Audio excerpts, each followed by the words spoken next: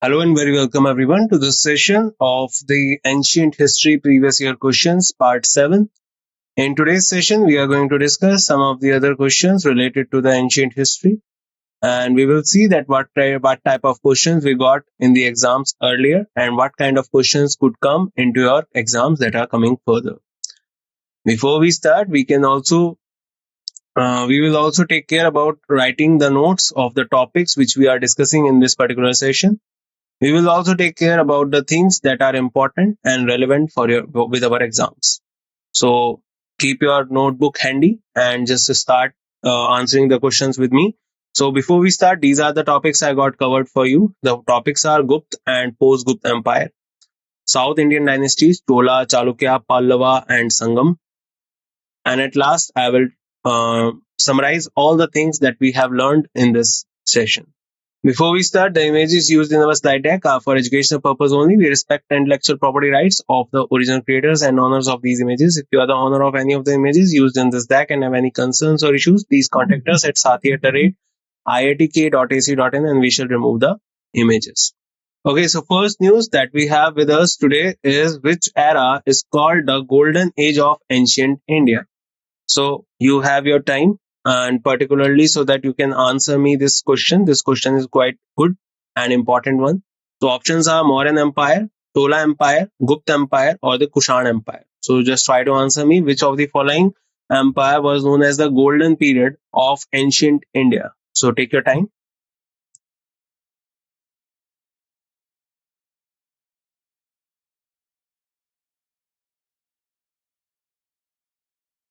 And I hope you got this one right. The answer of this question is the Gupta Empire, 4th century. So the Gupta age, 4th century in ancient India, has been called the golden age of India because of many achievements in the field of arts, science, and literature that Indians made under the Guptas. If we talk about the Gupta Empire, so Gupta Empire is basically established by Sri Gupta around 250 BC, 250 AD, and it remained in the India till 550 AD. It was one of the vast empire. It came after the Kushan Empire, and during a ruler's time, that was Chandragupta II. He was one of the most famous king of Gupta Empire. He has two capitals at that time. One was Patliputra, and the second capital which he transferred to was Ujjain. And he was known as Vikramaditya. And during his reign, there were a lot of people who were known as the nine gems of his particular empire, and they were particularly skillful persons in different type of things like writing poems, stories, and mathematics, science, and technology, and all that. So particularly if we talk about them, so they particularly because of them, this particular era was known as the golden age of the ancient India. If you need to talk about the golden age of architecture in India, so that is the period of Shah Jahan. Remember that. Who ascended the Gupta throne after Chandragupta first? So options are Brahmagupta, Samudragupta, Shudrak, or Shrigupta. So take your time and answer the question.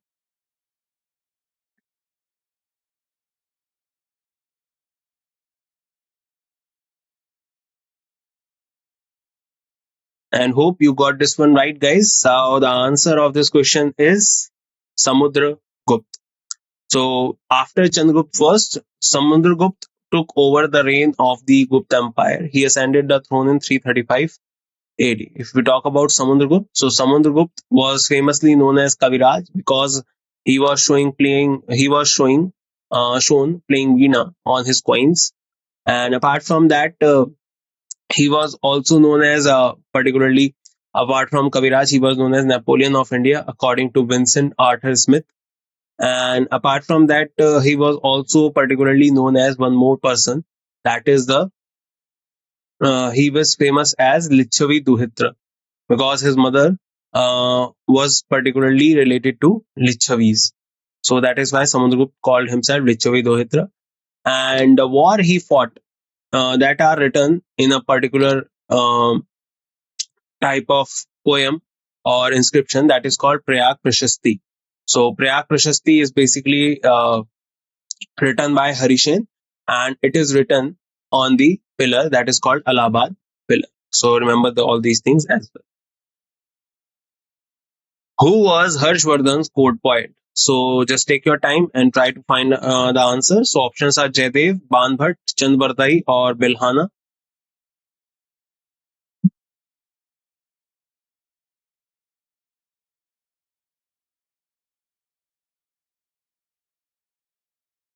So I hope you got this one right. So the answer of this question is Banbhat.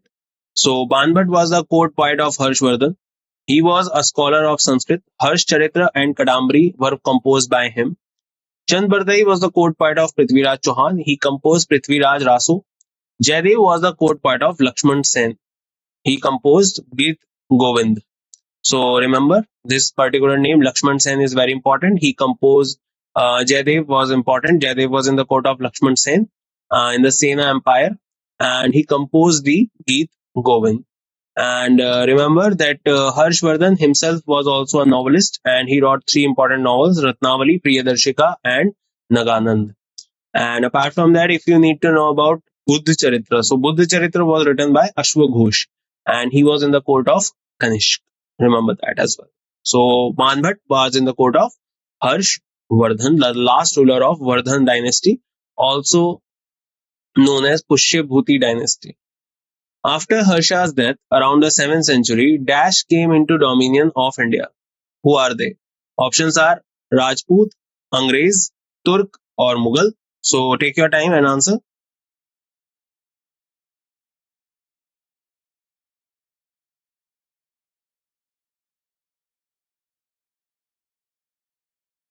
And I hope you got this one right as well. So the answer of this question is Rajput. So after the death of Harshvardhan, his entire empire was divided into small states, in which most of the states were ruled by Rajputs. From 7th to 12th century in Indian history, it is known as Rajput period. So after the Harshvardhan's death, Rajputs particularly ruled over the major part of the northern empire till 12th century, later 12th century AD. And if we talk about a particular capital of Harshvardhan, so he transferred his capital to Kannauj. Earlier, his capital was Thaneshwar. Later, he transferred his capital to Kannauj. And if we talk about another thing related to this, so Kannauj struggle was also there. So Kannauj struggle happened in that particular struggle is also known as tripartite struggle. And Kannauj struggle, if we talk about, was fought between three kingdoms. One is Gujjar Pratihar, another one is Palas, and the third one is Rashtrakutas. Chandragupta II extended the Gupta Empire to Gujarat in the year dash AD. So it is a quite good question. So try to find out the answer. Options are 930 AD, 903 AD, 309 AD, or 390 AD. So take your time and answer the question.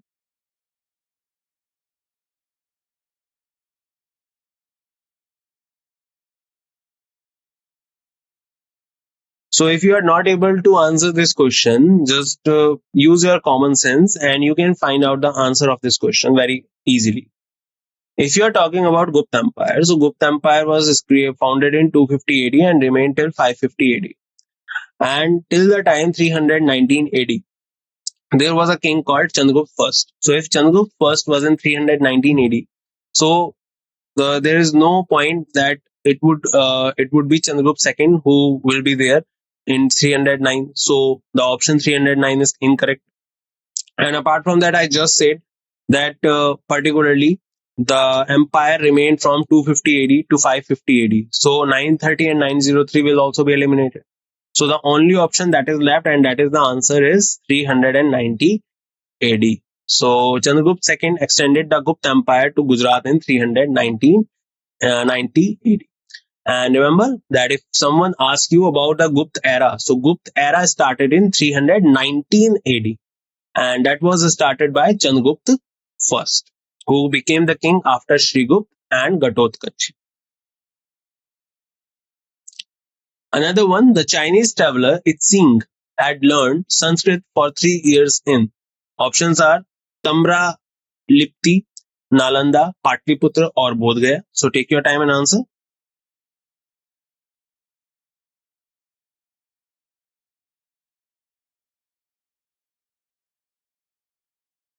And I hope once again you got this one right, guys. So the answer of this question is Tamra Lipti. So Itzing was a Chinese Buddhist traveler. He came to India in the late 17th century, 7th century, sorry. He came to India via the sea route to the south. While reaching Sumatra and Lanka, he reached Tamra Lipti, where he stayed for 3 years and studied Sanskrit. So remember his name, the Chinese traveler Itzing learned Sanskrit for 3 years in Tamra Lipti. And apart from him, Huenzang, if we talk about Huenzang, he learned Sanskrit and became teacher in the same institute, that was Nalanda. Nalanda was created by Kumar Gupta. Another question, guys. So, after the death of Harshvardhan, the kings of Pratihar, Pal, and Rashtrakuta dynasty fought with each other to gain suzerainty over. Options are Badami, Kannauj, Delhi, and Gujarat. Just 2 questions back, I gave you the answer. So, try to find out the answer of this question in your memory, what I said, and take your time.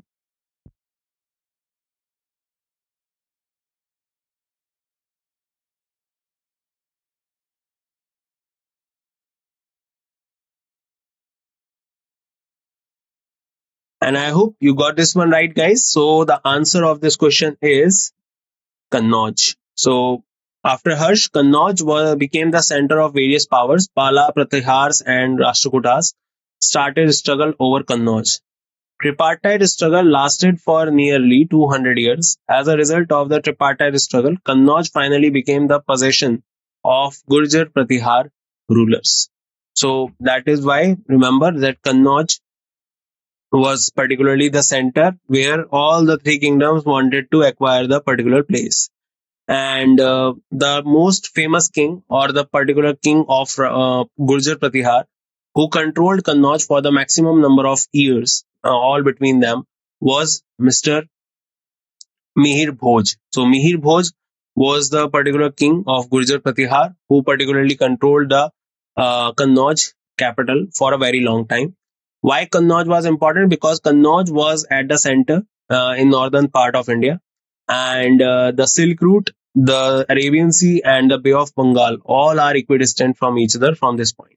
So it is quite important if you can control Kannauj, so you can control the particular these points as well. You have a better reach to these points, as well as Kannauj is a place where it is in today's world it is in Uttar Pradesh, and we know that this is the place which particularly also can be called as a Doab, because these are the Tarai regions, because these are the most fertile regions of India, and that is why it is also helpful for agriculture, and apart from that, mining also. So that is why this particular place, Kannauj, is that much important. At the beginning of the 4th century, the Gupta established a small empire in, options are Vatapi, Awadh, Magad, or Malwa. So take your time and answer.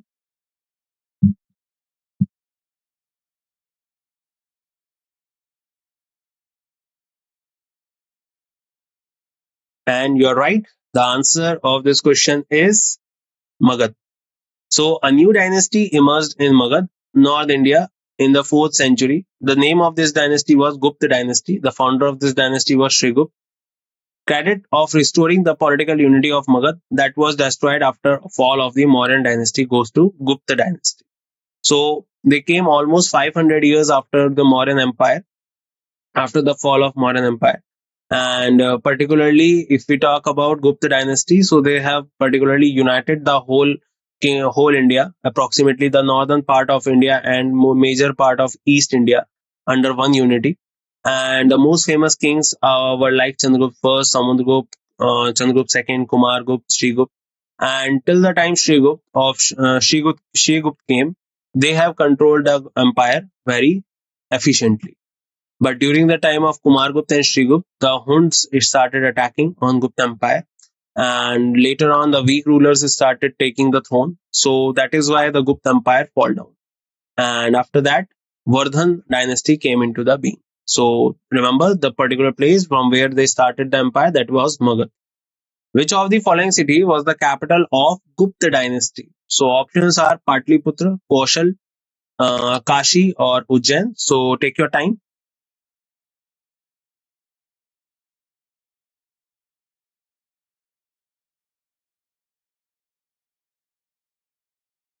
And I hope you got this one right. The answer is Patliputra. After the fall of Kushan, several states emerged in North India, of which the Gupta dynasty in Magad was also one of them. Founder of this dynasty was Shrigupta, who assumed the title of Maharaja, who was followed by Ghototkach. The actual founder of Gupta dynasty is believed to be Chandragupta first. The capital of the Gupta was Patliputra, that is modern Patna. Later on, during the time of Chandragupta II, the capital was transferred from Patliputra towards Ujjain. So do remember that. And particularly Patliputra was the capital of Gupta dynasty at that time. Who was the actual founder of the Gupta Empire? Options are Chandragupta II, Samudragupta, Shrigupta or Ghatotkacha. So take your time.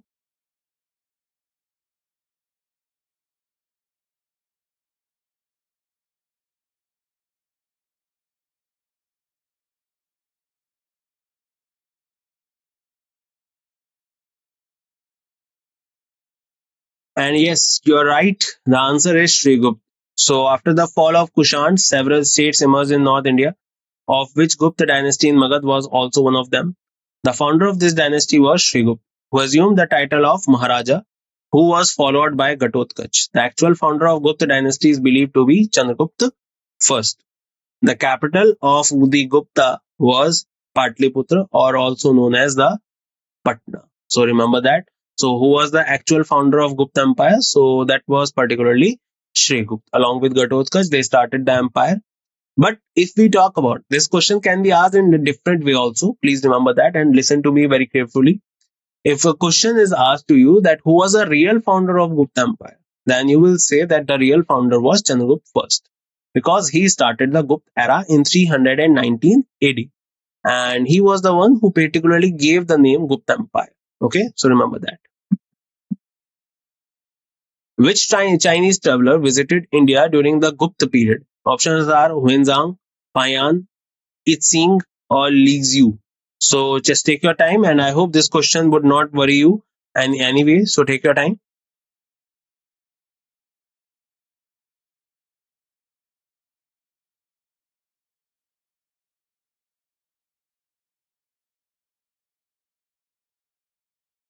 And I hope you got this one right. The answer of this question is Payan.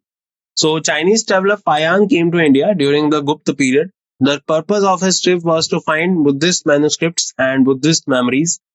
Payan gave importance to visit the places which were related to Buddhism. So Payan, particularly if we talk about, was a person, a Chinese traveler who visited India during the Gupta period. And if we talk about the Payan, so Fayan came during the time of Chandragupta II. Huenzang came in the court of Harshvardhan. Remember them.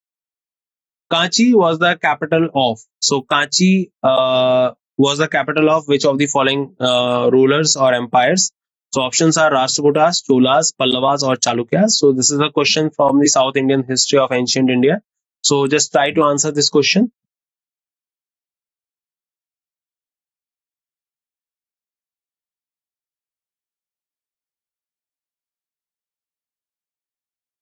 And I hope you are able to answer the question very correctly. So the answer is Pallavas. So you can see in this map that Pallavas, this is the place where the Pallavas ruled, and Kanchi near the coastal area of today, in today's world, near the coastal area of the boundaries of Andhra Pradesh and Tamil Nadu. Kanchi is there, and Kanchi was the capital of Pallava dynasty founded by Simha Vishnu.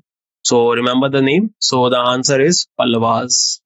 So Pallavas, Cheras, Cholas, these are the very important empires of South India. We need to learn a lot about them. What was the capital of Hoshiala Kingdom? So options are Devgiri, Dwara Samudra, Mysore, Kalyani. So take your time and answer the question, guys.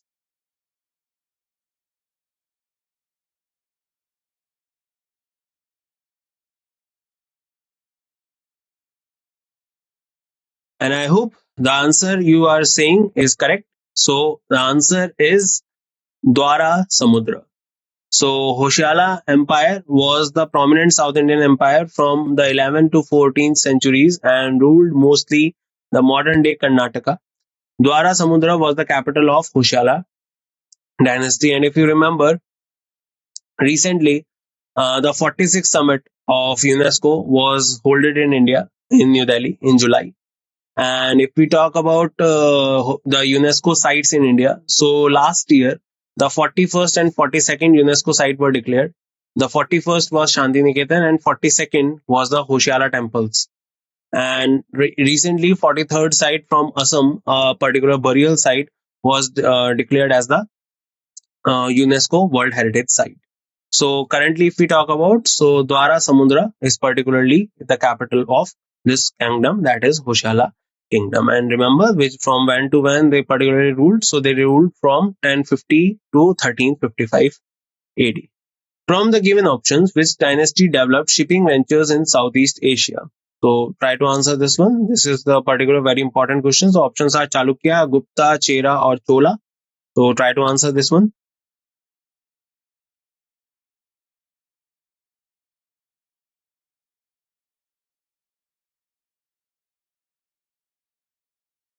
And I hope the answer you are saying is right. So the answer is Chola dynasty. So Chola Empire existed between Pennar and Kaveri rivers. So Kaveri river, as we know, is starts from Karnataka and through flowing through Tamil Nadu, it falls into the Bay of Bengal. And Pennar is also a river that is particularly important in Tamil Nadu region. So between these two rivers, the Chola Empire existed, and this dynasty was established by Vijayala. So the Chola Navy comprises the naval forces of Chola Empire along with several other naval arms of the country. Chola Navy played vital role in the expansion of the Chola Empire, including the conquest of the Ceylon island, naval raids on Sri Vijaya, Rajendra Chola surgical strike in Southeast Asia was a geostrategic maneuver. It was probably India's first surgical strike. So remember that Chola Empire that particularly ruled between the Kaveri and Pennar River has particularly the most famous empire in India and the first of its type that they have introduced the shipping things or naval things in Indian kingdoms. Later on, during the modern time or medieval time, the Marathas came up with this idea to create a naval force, and that is why Shivaji Maharaj is currently known as the father of Indian Navy. Remember his name as well. Which native Indian dynasty issued their own coins with portrait of their rulers on them? So options are Peshwa, Rashtrakuta, Satwahan, or Pandya. So just try to answer this one.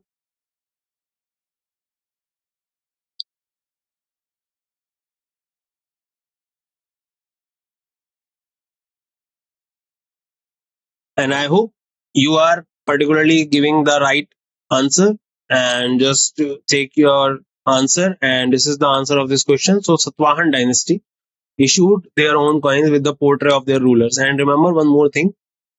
Satwahan was the first kingdom that has introduced lead coins in India. So Satwahan issued coins with portraits of their rulers on them. Satvahans were also the one that to issue lead coins. Other than this, they also issued silver, copper, bronze coins. This dynasty was founded by Simuk with its capital Pratisthana.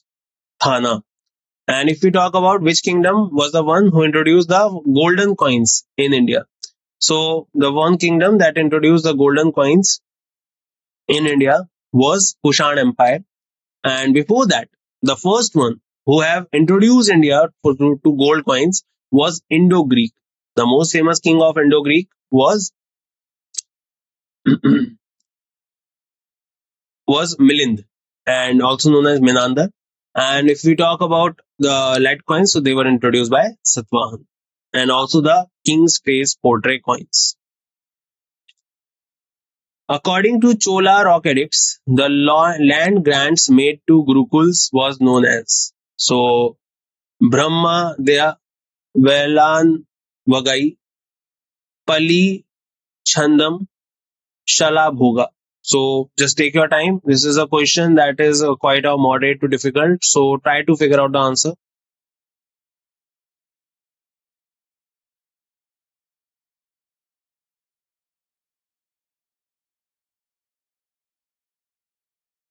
And I hope the answer you got was right. So Shala Bhoga. So according to Chola rock edict, the land grants made to Gurukuls was known as Shala Bhoga. Brahmdya was a tax-free land gift to Brahmins in the early medieval India. Vela Vagai, land of non-Brahmadya or peasant property. Pali Chandam, land are all those lands that are donated to Jain institution. So remember, Shala Bhoga was the particular land piece that is dedicated to or donated to Gurukuls. Virupaksha temple at Hampi is dedicated to Lord Shiv, Lord Ganesh, Vishnu, or Brahma. So take your time.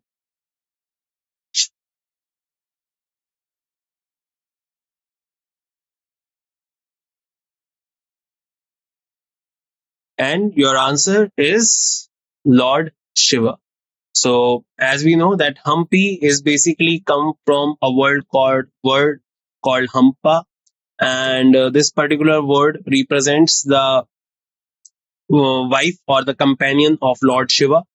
And so that is why remember that particular Hampi city or the most of the temples of Hampi are majorly dedicated to Lord Shiva. So Virupaksha temple is oldest and principal temple in Hampi, Karnataka. It is located on the bank of river Tungbhadra. Remember, the Hampi city is situated beside Tungbhadra river. It has been important pilgrimage center for of the Lord worshipping of Lord Shiva. Krishna Devaraya was a major patron of this temple. Lakana Dandesha, who was the chieftain of Devaraya II of Vijayanagar Empire, has commissioned this temple. So Hampi was basically the very famous and important city of India at that time during the Vijayanagar Empire. And Vijayanagar Empire capital was Vijayanagar city. And apart from that, if we talk about Vijayanagar Empire, the Vijayanagar Empire started in 1336 AD and lasted till 1565 till the Battle of Talikota. King Simha Vishnu belonged to which dynasty? Options are in front of you. Take your time and answer.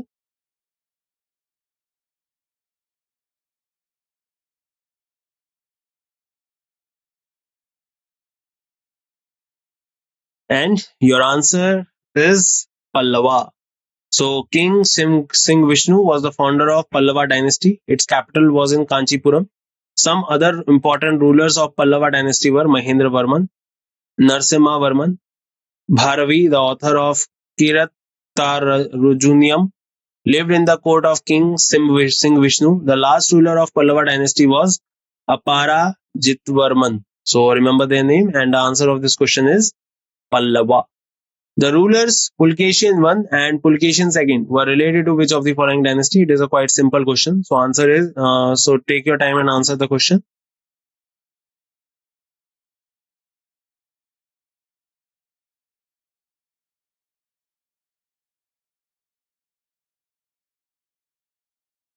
And answer of this question is Chalukya dynasty. So the ruler Pulkeshin I and II related to Chalukya dynasty. The ruler of this dynasty were Pulkeshin I, Kirtivarman, and Pulkeshin II, Vikramaditya, Vinayaditya, and Vijayaditya. Pulkeshin II was the greatest ruler of all these. Chalukya dynasty of Vatapi was established by the first ruler Jaya Singh.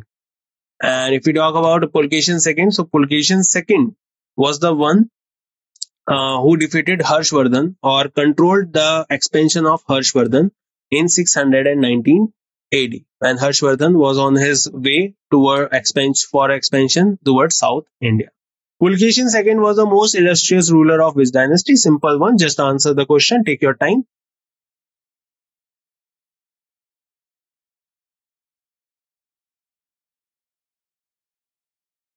And yes, you are right. The answer of this question is Chalukyas. So Chalukyas, the ruler of Pulkeshin I and II, related to Chalukya dynasty. The ruler of this dynasty were Pulkeshin I, Kirtivarman, Pulkeshin II, Vikramaditya, Vinayaditya, Vijayaditya.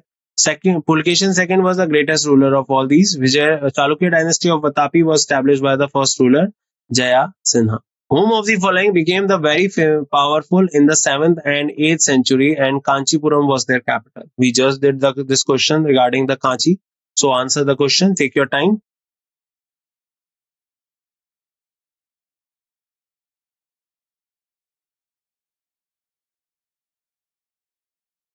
And I hope you got this one right, guys. So the answer of this question is Pallavas. So Pallavas were established as a powerful dynasty in the 7th and 8th century, which whose original founder is believed to be Singha Vishnu.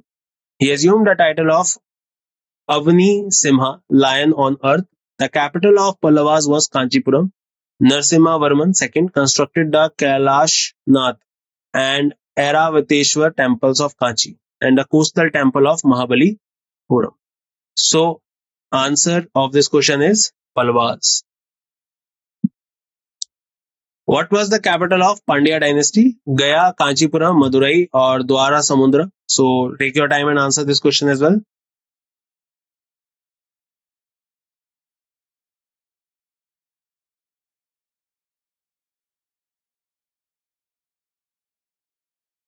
And I hope your answer is right. So, the answer is Madurai. So, the capital of Pandya dynasty, the history of Tamil Nadu is mainly of three dynasties: Chola, Chera, Pandya. Capital of Pandyas was named Madurai, situated on the bank of river Vaigai. So remember the name? Madurai was the capital of Pandya dynasty. Whom of the following ruled the region around Madurai and attained supremacy in the 13th century? So options are Rajput, Chola, Chera, or Pandya. So take your time and answer this question, guys.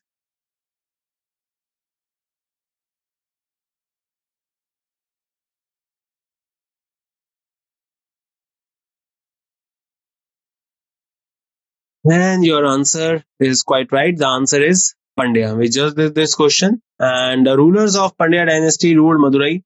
History of the Pandya dynasty is divided into three phases. Pandya kingdom of Sangam period. First Pandya kingdom established by Kadun Kadnu Gon. Second Pandya kingdom was established by Sundar Pandya. Sangam literature provided information about Pandya dynasty. Madurai is the headquarters city in the state of Tamil Nadu in South India. The city is known for its ancient temples. The main attraction here is the Meenakshi temple. So remember the name. The answer is Pandya. What is the main occupation of merchants known as shroffs, Seth, Sahukar, Mahajan, Cheti since ancient times? So the answer of this question, just take your time and answer this.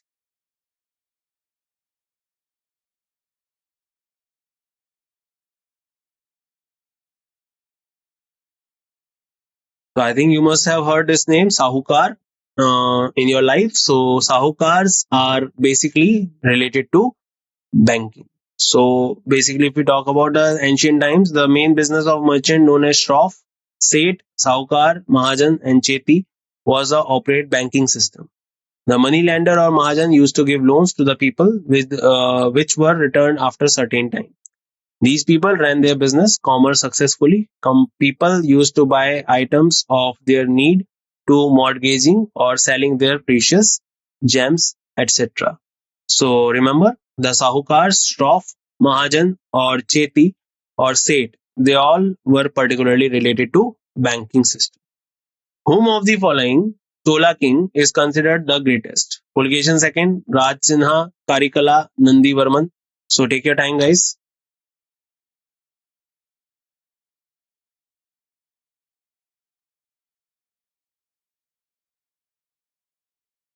And yes, you're right. The answer is Karikala. So the early capital of Cholas was northern Manalur, later became Koryaru and Thanjore. The most powerful ruler of this dynasty was Karikala. He defeated 11 kings, including Pandya Chera, in the battle. Karikal established a city called Puha Patan Kaveri Patnam on the banks of river Kaveri. The main port of the Cholas was Kaveri Patnam, and the state emblem was the tiger.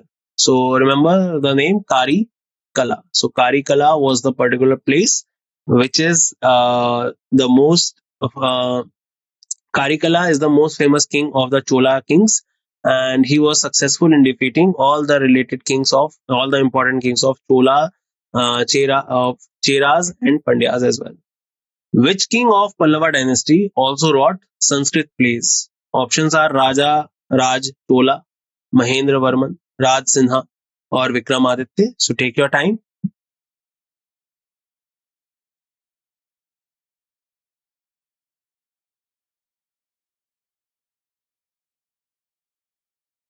And the answer is quite right. The answer of this question is Mahendra Varman. So Mahendra Varman, Mahendra Varman first was the king of Pallava dynasty. Mahendra Varman composed important texts like Mata Vilasa Prahasan and Bhagavada Zuka, wrote many plays in Sanskrit as well. So remember the name Mahendra Varman, and he was the most famous king of Pallava dynasty, and he was famous for writing Sanskrit plays. Which Chalukya king defeated King Harsh of Kannauj? Options are Siddharaj Solanki, Vastupala, Pulkeshin II, or Mulraj. I don't think this question is any kind of difficult, so try to answer the question.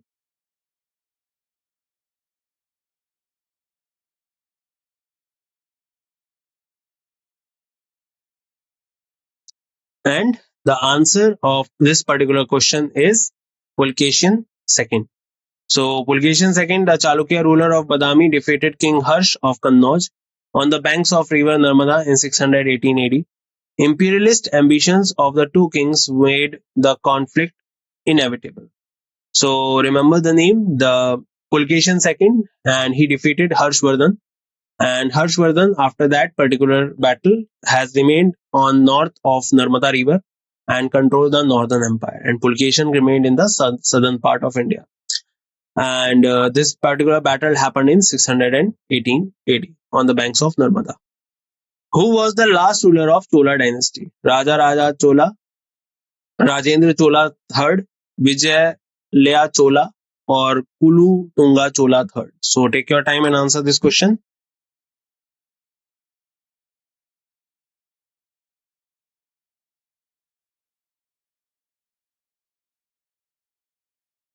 The answer of this question is Rajendra Chola III. So Rajendra Chola III was the last ruler of Chola dynasty. Vijayala established the Chola dynasty in 850 AD. Capital was Tanjore. So remember, Rajendra Chola III was the last ruler of Chola dynasty. Chola king won the Persian conquest of this island of Maldives. Options Karikala, Raja Raja, Mahendra, or Vikram. Just answer this question, guys.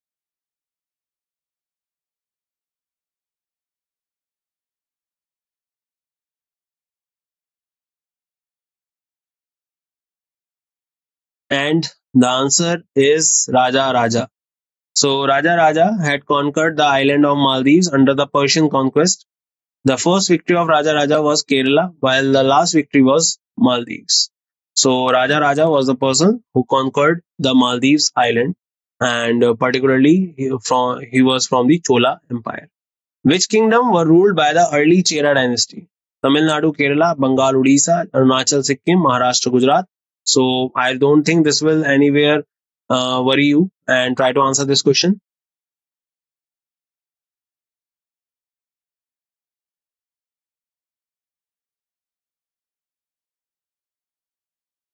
And the answer of this question is Tamil Nadu and Kerala. So kings of the early Chera dynasty ruled Tamil Nadu and the states of Kerala. The reign of Chera begins before the Sangam literature era. It included the territories of modern Travancore, Cochin, Malabar, Coimbatore, and Salem districts. So remember, Tamil Nadu and Kerala were the particular places that were ruled by the early Chera dynasty. And it is a simple question, I guess. Which Indian king used naval power to conquer parts of East Asia? Options are Akbar, Krishnadev Rai, Rajendra Chola, or Shivaji Maharaj. So just try to answer this one.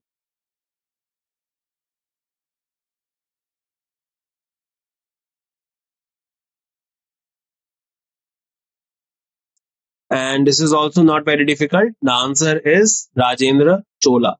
So Indian king Rajendra Chola used naval power to conquer Southeast Asia in the history of India. Only the Chola dynasty paid much attention to the navy. He assumed the title of Gangai Kond Chola. And also, if we talk about the father of Indian Navy, so that is Shivaji Maharaj, because he particularly created the naval power of India as a first kingdom, and this was done by the Maratha Empire. So that was done under the leadership of Chhatrapati Shivaji Maharaj. So let's summarize what we have learned, guys. So first one is the golden age of India. So Gupta Empire is recognized as the golden age of ancient India. Gupta dynasty, Samudragupta succeeded Chandragupta first as the ruler of the Gupta Empire. The capital of Gupta dynasty was primarily Patliputra. Actual founder of the Gupta Empire is identified as Shrigupta. Harshvardhan, Banbhat was the court poet of Harshvardhan. After Harsha's death, control over Kannauj was contested by various dynasties including Pratihars, Palas and Rashtrakutas.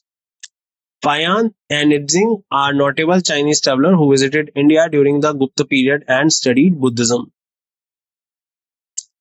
Kanchipuram was the capital of Pallavas, while Madurai was the significant of Pandya dynasty. Chola dynasty was known for its naval power, notably under Rajendra Chola, who expanded it into Southeast Asia. Pulkeshi II was a prominent ruler of Chalukya dynasty and defeated Harsh of Kannauj. Chola kings are noted for their advancement in trade and military conquests, including in the Maldives. Merchants in ancient India had various titles such as Shroff, Seth, Saukar, and Mahajan, primarily engaging in banking activities. The Pallava rulers, especially Mahendravarman, contributed to Sanskrit literature by writing plays. And that's it in this session, guys. I hope you gained a lot of knowledge regarding the South Indian empires and North Indian empires and later part of ancient history. And the time we will meet once again in next session, we will discuss some more things related to the ancient history. And now we start moving towards the medieval part of India, of history of India, and we will see that how the invaders came to India. So till the time we meet, bye bye, take care everyone, and see you soon.